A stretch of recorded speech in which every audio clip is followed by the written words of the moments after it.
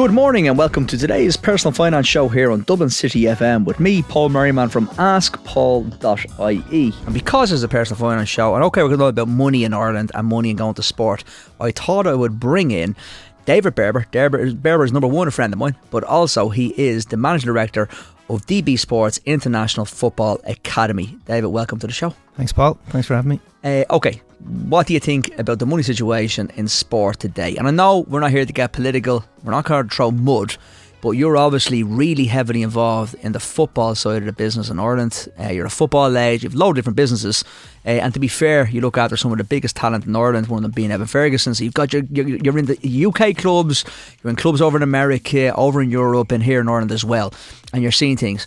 What's your take on number one, what Bernard said, and how does it come through into football? My own first memory is probably Talia 90 and how that changed the country. I was only young at that time, but you see... You're still young now. I was very young back then, but you see images of the country and what that did for the economy. I can obviously remember USA 94 a lot better, but it just brings the country together. But in terms of investment in sport, it breaks my heart to see the level of athletes that we produce in all sports, but football I can speak about personally. For the size of the country, the lack of facilities, the lack of professionalism. You have schoolboy clubs over the years like St Kevin's Boys, Crumlin United, that have produced world-class talent like an Evan Ferguson, and these are boys that I look after so I can talk about them. Gavin Kilkenny, who plays in the Premier League at Bournemouth, Andrew Moran, who was at St Joseph's Boys originally, and these are boys that are now playing in the Premier League, and they were produced by volunteer coaches. Yeah. Only training 2 or 3 times a week, coming from public parks as such. As you know, Joey's amazing setup, which would have been under Niall O'Driscoll at that stage, and it's down to individuals like Niall and good people that have produced so many of these talents with little and no resources from the government. Yeah, I know you hit the nail on the head. And the reason I wanted you in studio today to talk about this is we've had a couple of chats about this briefly.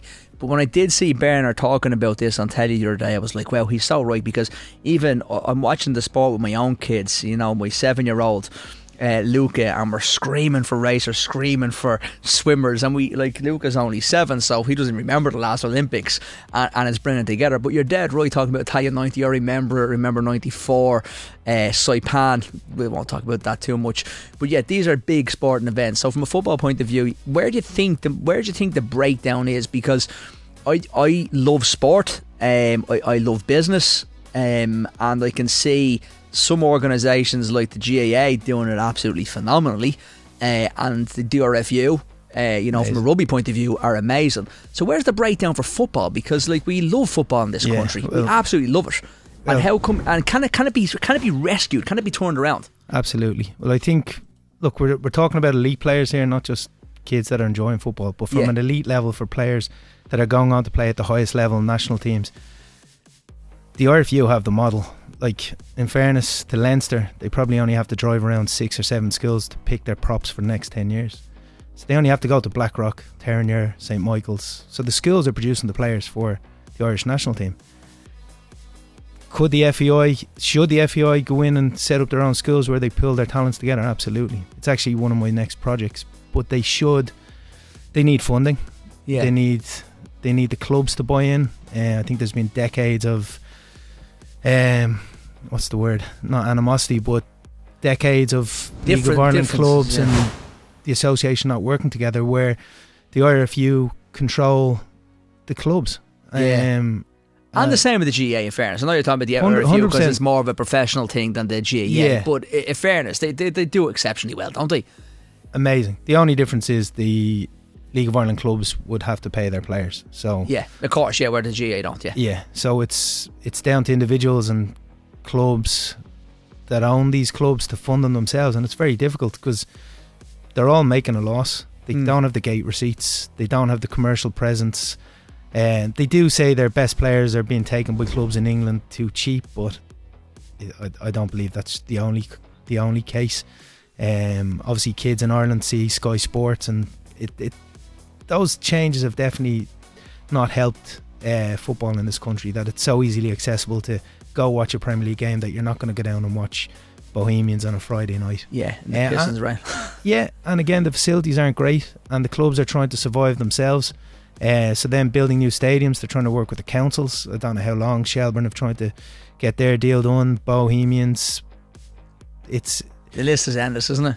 Yeah, I think it has to be a Rovers model. I don't know if it was intentional, but the councils need to build the facilities, and they have to be shared facilities, like they do it in America. So you go into a facility in America, let's say in Dallas, and it'll be a multi-sport facility, and in that facility there's soccer fields, there's baseball fields, and there's no reason why that couldn't be done here. Yeah, 100%. Let's talk about America. Every time I look at your Instagram page or on a flight somewhere, I actually don't know whether you live in Dublin or you live in Dublin Airport. So you travel quite a lot, obviously in relation to the job over to the UK, to your players, but you do spend a lot of time in America, and you have a lot of ties to America for what you're doing here with the International Academy. Can you bring listeners through that in relation to, number one, what's going on in America, like you said, a couple of examples, and what are you trying to achieve with the International Academy for players? Yeah, so we set up the DB Sports International Academy 3 years ago, just during COVID, and it was to give players initially that were just finished their leaving cert a platform to come and train with us for a year, and then they would go on and we'd place them in colleges in the States. So players that were still very good at football, but just not at the level to get clubs in the UK. Wasn't a massive appetite for players to leave home. Fortunately, as tough as a country we are for producing athletes, we don't produce young Irish men that want to travel that far away from mammy and daddy, which is unfortunate, but it is what it is. We've good family connections here. So it then evolved into a transition year program. Great. So it's grown year on year. This year will be our biggest year to date. We'll have 63 transition year students. We'll have some players coming in from the US, so they will leave school for a year to come to work with us.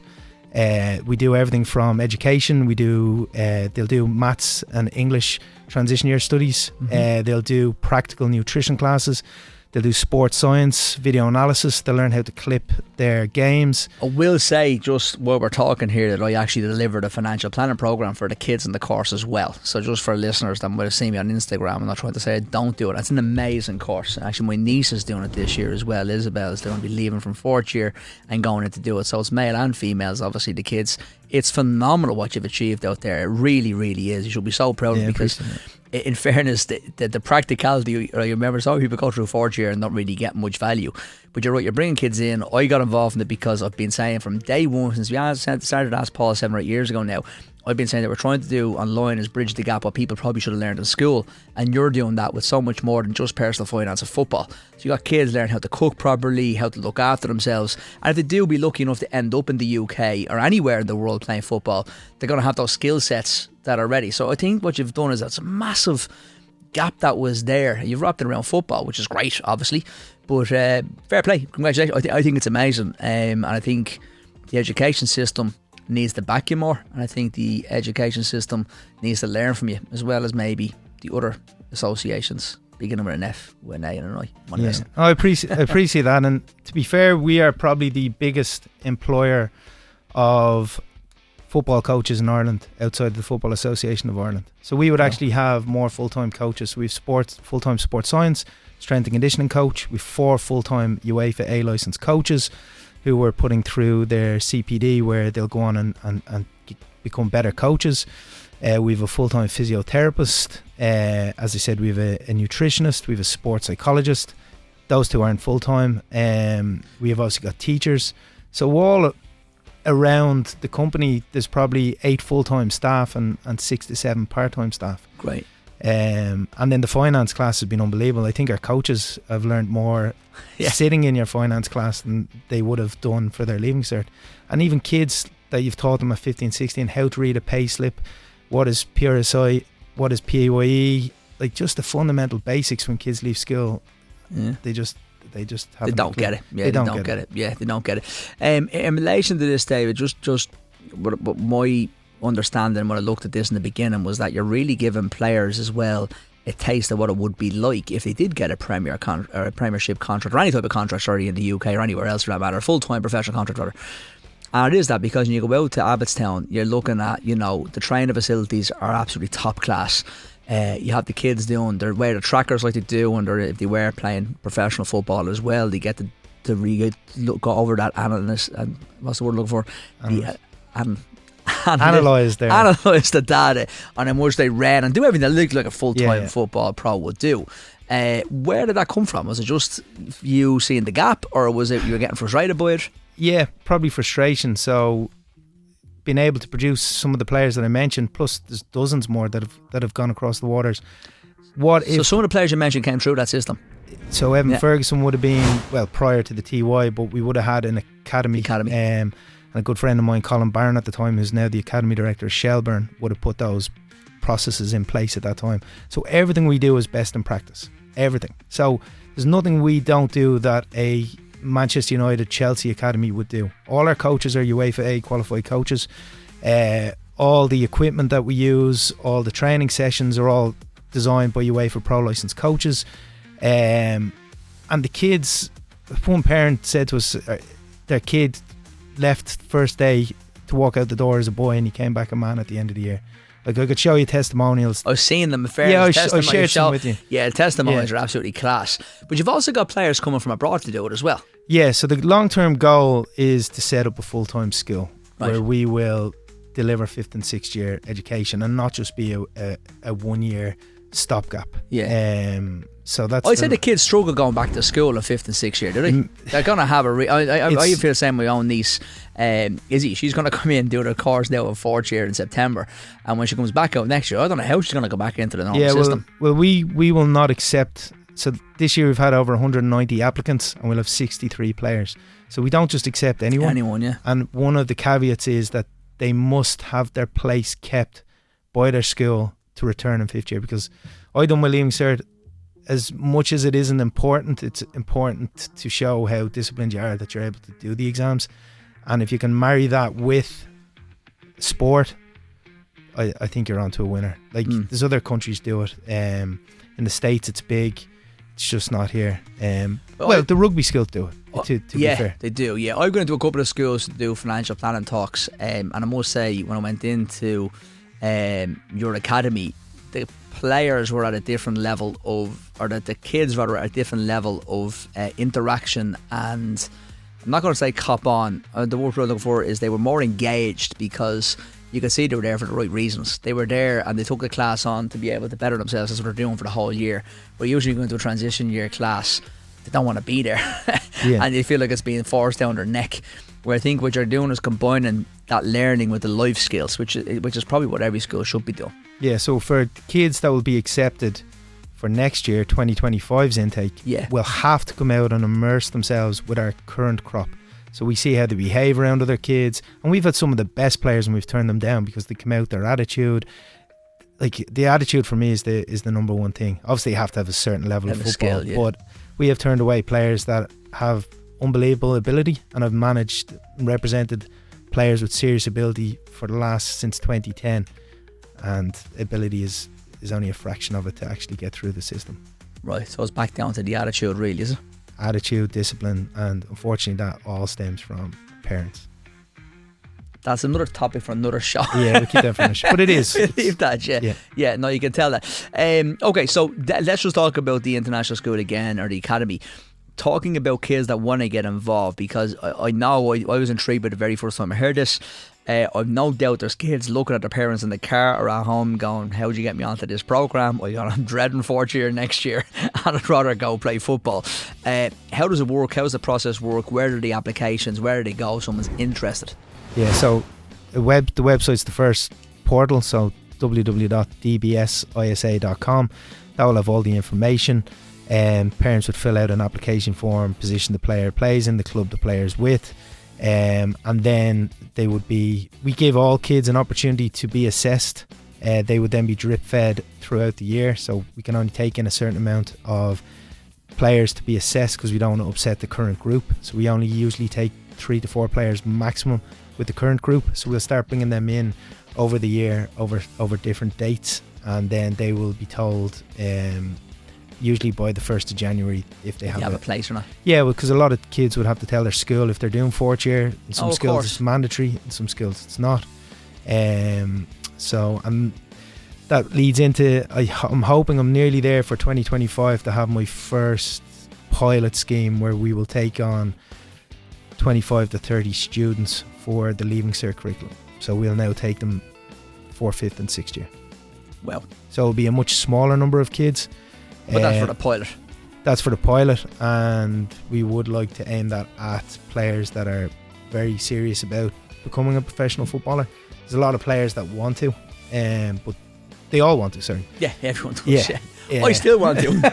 It's the ones that really have a want and have the ability to really have a full-time career at it, and then we can add all the other bits and pieces to that. Well, and you mentioned, I know we said it was for another show, messing the parents' attitude, or where they're kind of the kids' attitude stems from probably with their parents. Why do you think the parents that are writing the great reviews and saying that the kids went in a boy and came out a man, for argument's sake, in that example, why do you think that is? Is it just the lack of the attention in school? That, you know, once you give them something like football or sport and wrap it around the curriculum, 100%. It just actually just flies. Yeah, 100%. When you give young people something that they're actually interested in and engaged in, and merge that with education, it's a win-win, because they're capable of doing it. Yeah, I speak to parents all the time. Is your kid good in school? Yeah, but if he applied himself better. But there's no carrot at the end of it. Yeah. So if it's just pure education and he's mad into sport, be it any sport, be it boxing. I'm into team sports more so. Rugby have it sewn up. Football's the only one that I feel doesn't get the attention that it deserves in this country, considering the size of the population and the amount of players we produce. I would just love to see what we could produce if we did it right. Yeah, and look, in fairness, like I said earlier on, I think you've done an amazing job. I think if you do set the school up and you get there for that pilot, I have absolute zero doubts that it's going to go from strength to strength and be absolutely phenomenal. Because, like I said, you've done so well already in relation to the academy. And you can see, I've seen the reviews, I've seen people come through it, I've been in the class teaching the kids from a finance point of view, and you can see they're different. They are just different in relation to their ability and what they will do. Lastly, I should have said it at the top of the show, you were at the Olympics this week. What do you think? Absolutely amazing. Again, the amount of medals. I think, are we 14th on the table? Yeah. Like when you look at, obviously China, billion people, USA 3. Yeah. Like, USA got 1 bronze boxing medal. Yeah, it's mad, isn't it? Like, what? And again, it's not just facilities, but it's the right people with the right process never have to worry about the outcome. Yeah. And that's the key to it. But those people need to be paid. They're not volunteers. And unfortunately, that's what we're relying on in a lot of sports in this country. Obviously, at Olympic level, I'm assuming they're all getting paid. Yeah. But all the volunteer boxing coaches in the inner cities and like Crumlin and Sacred Hearts, all these boxing clubs, you'd imagine I don't know if they're being funded, but certainly the football clubs. They're not being funded the way they should be. Well then, probably get them all in a room together and see if we can sort them all out at once. But it's amazing that we can produce what we produce in all sports and what we have. Yeah no, for such a small country with lack of resources, lack of facilities, but yet there's, and again, and I said I wouldn't get into politics, but when you see the money going into industries, like what the amount of money goes into greyhound racing. The greyhound racing one, I seen that article only a few months ago. That's one that stumped me, in fairness, in relation I think to the amount Damien of money Duff brought it up as well. He did, Damien Duff brought that article up as well, talking about the amount of money that went over. It's madness. It doesn't make any sense. Well, not nowadays, especially nowadays when so many of the dogs are dying as well, you know, so it doesn't need to be the best outcome for anybody, and the money that's being leaked into it. Whatever you can say about horse racing is a massive part, the backbone to the economy in relation to the amount of people it employs. But I can't imagine how the same for greyhounds. So I don't understand that anomaly either. David, we discussed a lot today. Thanks very much for coming in to me. I really enjoyed that conversation. Continued success in the business, and congratulations on everything you've achieved to date, and thanks for talking to us. Thank you.